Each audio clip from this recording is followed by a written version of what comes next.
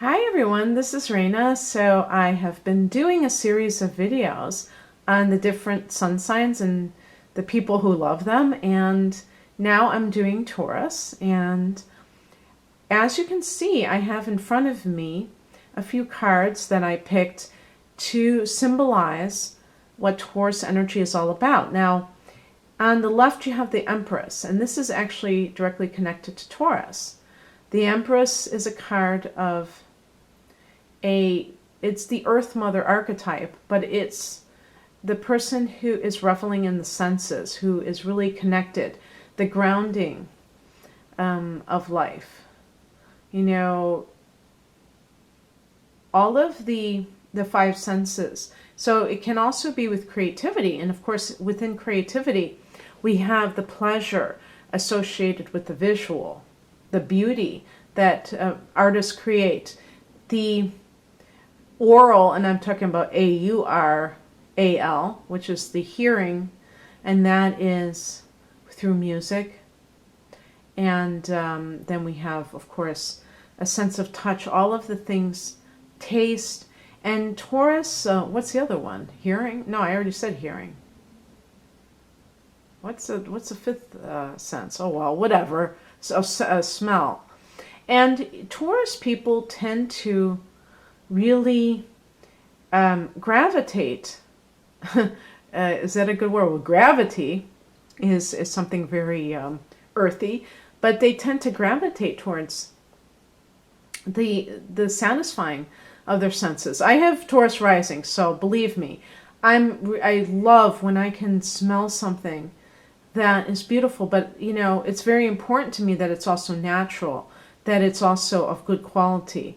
You know, I'm not very picky, but I love, you know, about a lot of things, but I just love when something is a very, you know, beautiful scent, or a piece of cloth that feels very soft. You know, Taurus loves things that are comfortable and soft, and even their relationships, they want comfort in their relationships. They want pleasure. They're very sensual people.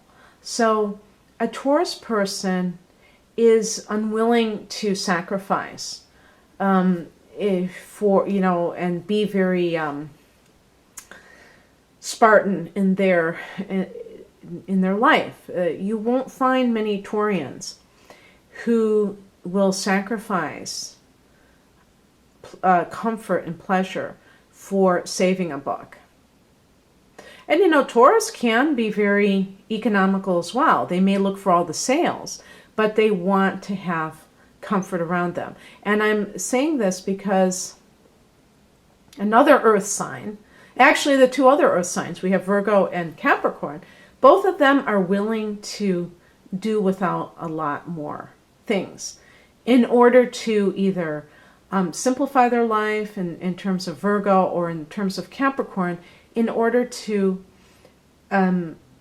pare down life to its basic essentials, which is kind of like what Saturn wants us to do, is to kind of cut through all the crap, get to what really matters. Well, for Taurus, the senses matter. So Taurus people can be very free spending with money, and they tend to need a lot of it in order to live up to their own standards, what they want out of life. And this is something that other people need to know. So if you are Capricorn or Virgo and you're like pulling out your hair because you don't understand why this Taurus person seems to need to go out to nice restaurants every, you know, weekend, and you're like, why can't we just do it once a month? And they're like, no, this is what life is all about. Where Taurus can go too far is that they can forget that there's something beyond the senses. And that's when it gets a little bit too indulgent. And every sign has that potential of going over the edge in the wrong direction. You know, extremism. And so Taurus is no exception to that, and they can be very earthbound. And when you're earthbound, you view everything as being, worldly doings, and they're not. I mean, well, maybe I'm being a little bit dictatorial here or strident, but, I personally feel, it's my opinion, that we have to transcend the physical. But I am a little bit more in favor of embracing the world because we're here. And that was the thing that I kind of had gotten too much on the other side, because, there are definitely religions and belief systems that say, oh no, this is a bad place, the pleasures of the flesh and yada yada, and they try to tell you that it's wrong to seek pleasure and things like that. That's one of those extremes. Now, then I read something that said, well, we're put here for a reason, and the fact that we are experiencing a body, experiencing a physical plane where things are in 3D, there must be a reason for that, and it's not necessarily a punishment. If you think of your whole existence on Earth as a punishment, then how can you really enjoy your life? It would seem to kind of counter that. So, not taking in that indoctrination, and by the same token, not running wild with it and just being too indulgent. The best Taurus person is a balanced Taurus person. Somebody who is able to appreciate what God has created for our enjoyment, but not not indulge in it too much to the point where it ends up hurting them. And for people who are with a Taurus person, to encourage them to explore things that are of a mental nature. There are Taurians who are brilliant people. There are also Taurians who seem to, not really exercise their mind enough because they're a little bit too involved in the physical stuff. The mental plane is the upper chakras, okay? And like the fifth chakra, for instance. So it's intangible. But, it's funny, I just saw the movie Fences, which stars Denzel Washington and Viola Davis. Oh man, is that good. Go see it. But I wanted to find out about August Wilson, who wrote the Pulitzer-winning play. And he is a Taurus. Or he was a Taurus, I should say. And I was absolutely floored because this, I don't associate Taurians with literature. I mean, there are certain signs that I associate with literature more than others, one of them being Gemini, but not Taurus. But yes, he was. He was a Taurus. And what's interesting was that he dropped out of high school, and some of these themes are in Fences, but he actually worked menial jobs. He was a dishwasher.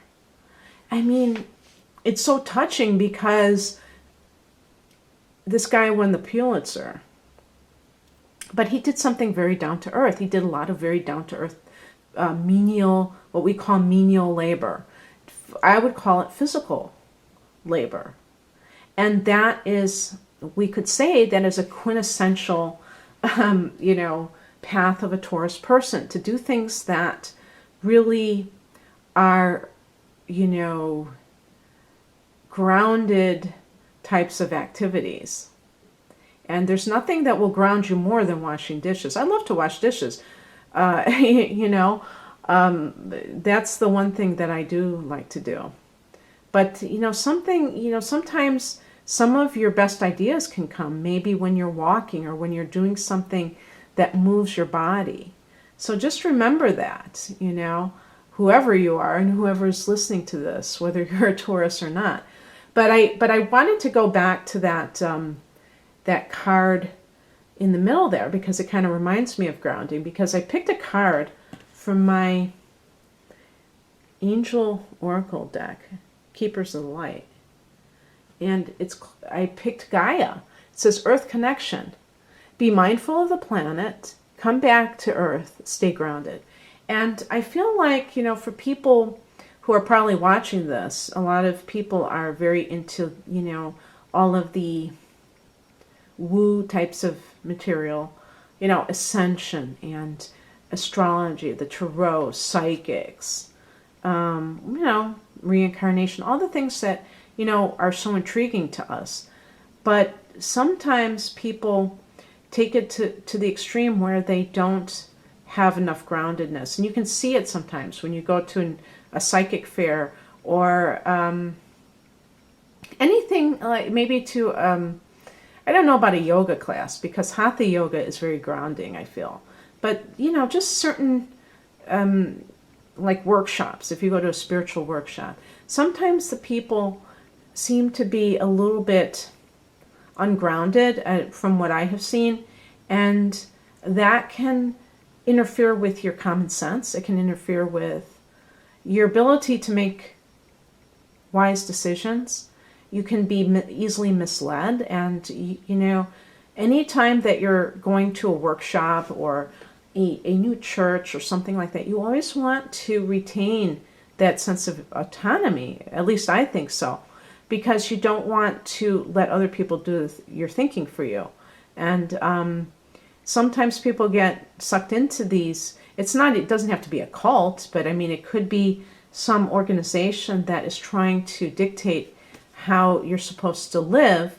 And it might have started very innocently, but people gave away their power because they were not being discerning.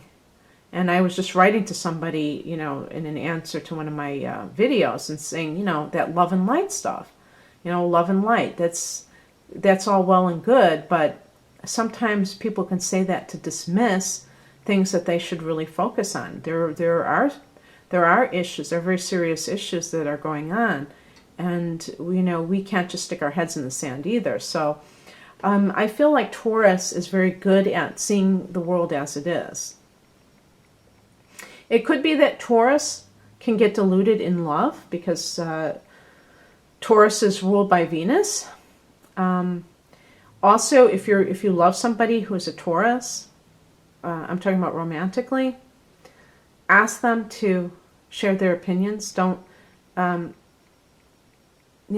be a rageaholic that you will be mad if they express displeasure over something that you're doing, because Taurus people can keep things inside, and then you say the wrong thing, it's going to all come out.